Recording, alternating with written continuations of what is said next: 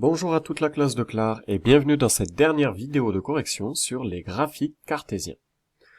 Alors je vais aller un peu plus vite que dans la vidéo précédente pour la bonne et simple raison que c'est exactement le même type d'exercice que la vidéo précédente que j'avais faite.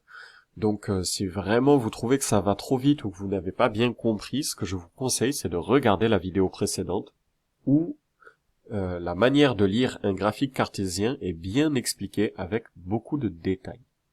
Ici, c'est une vidéo de correction donc plutôt rapide. Alors on avait un premier graphique, que l'on peut retrouver ici, qui indique le prix de grappes de raisin. Alors qu'est-ce que c'est qu'une grappe? C'est tout simplement ça là, c'est un ensemble de raisins violets, c'est la plante du raisin, qui sont de différentes masses. Sur notre graphique cartésien, on peut trouver deux types de données. La première donnée, c'est celle qu'on va retrouver sur l'axe vertical. On appelle cet axe aussi l'axe des ordonnées. Et sur l'axe vertical, on retrouvera un prix. Et sur l'axe horizontal, on trouve une deuxième donnée qui est la masse de la grappe de raisin. C'est-à-dire que plus votre masse est importante, plus votre grappe de raisin pèse lourd, eh bien plus elle se vend cher, ce qui est logique. On vous demandait donc, quel était le prix de 4 kilos de raisin? Eh bien, des kilos, ce sont une masse, donc on va se placer sur l'axe horizontal. Et à 4 kilos, effectivement, je peux lire que je payerai 24 € pour 4 kilos de raisin. De même, pour 3 kilos et demi de raisin, je payerai 21 €.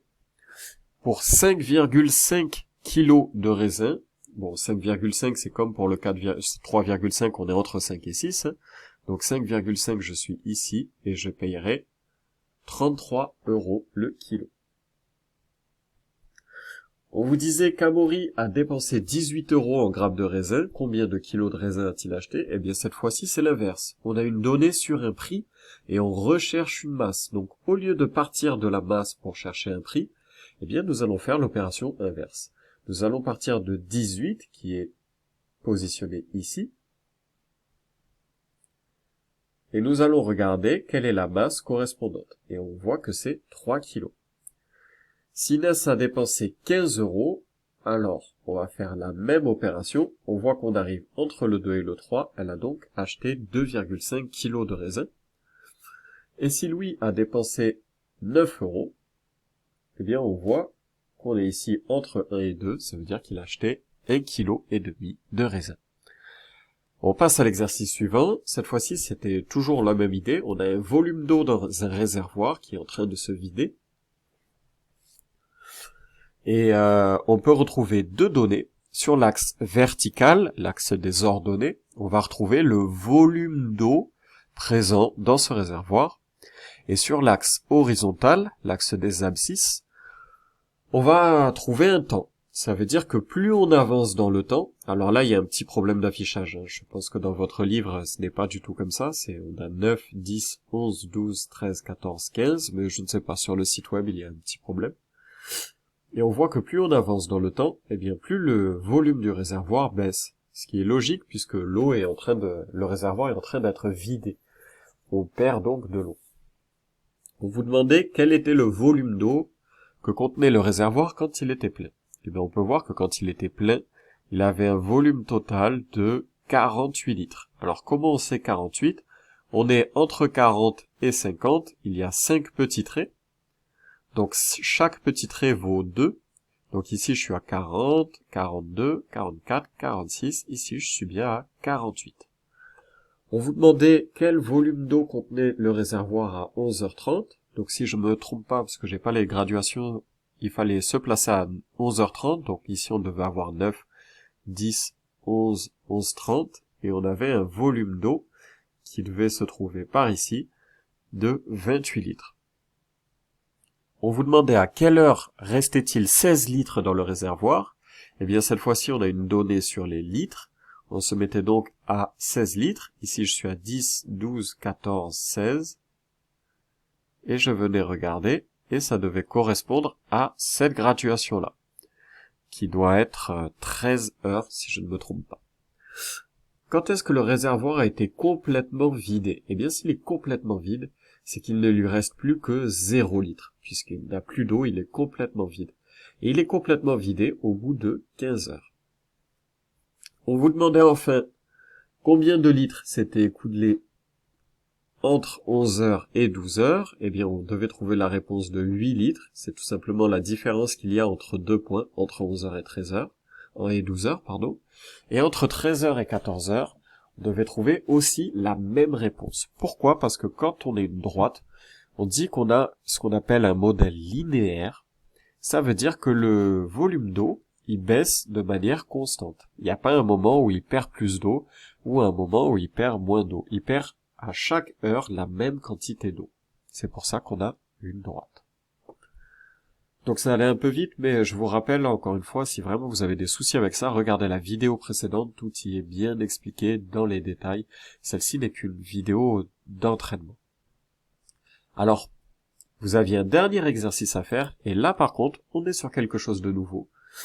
Donc je vais me permettre de passer un tout petit peu plus de temps sur la correction. L'idée, c'est qu'on vous demandait de tracer un graphique correspondant à un allongement de ressort en millimètres par rapport à une masse suspendue. Alors je m'explique, on imagine tout simplement qu'on a un ressort et qu'à ce ressort, on y suspend du poids. Eh bien, on se doute que plus on va suspendre du poids, plus le ressort va être allongé, plus il va s'étirer. Si je mets une toute petite masse, un tout petit poids sur le ressort, il ne va que très peu s'allonger. Par contre, si je commence à lui mettre un demi-kilo, mais si c'est un petit ressort, il va beaucoup s'allonger. Et l'idée, ça va être de, cette fois-ci, vous avez toutes les données, mais on vous demande de tracer le graphique. Alors, on retrouve toujours notre idée de deux variables, hein. Sur l'axe vertical, l'axe des ordonnées, on va retrouver l'allongement du ressort en millimètres. Et cet allongement du ressort, il correspond à l'allongement du ressort en millimètres que vous avez dans le tableau. Donc c'est cette ligne-là. Sur l'axe horizontal, l'axe des abscisses, on va retrouver la masse suspendue. C'est le poids que l'on suspend à notre ressort. Et cette masse suspendue, elle correspond tout simplement à la masse suspendue en grammes que l'on peut retrouver dans la première ligne du tableau.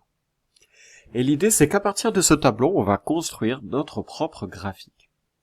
On voit que pour une masse de 0 g, le ressort ne s'allonge pas. On a un allongement de 0 mm.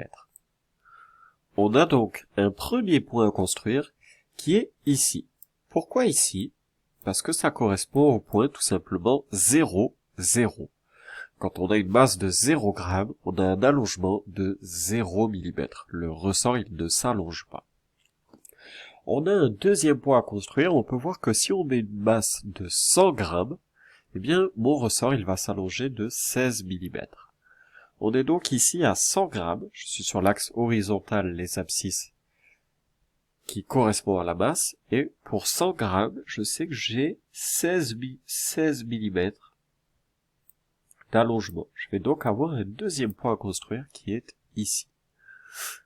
Pour 200, j'ai un allongement de 32. Donc je vais me mettre ici à 32, ici à 200.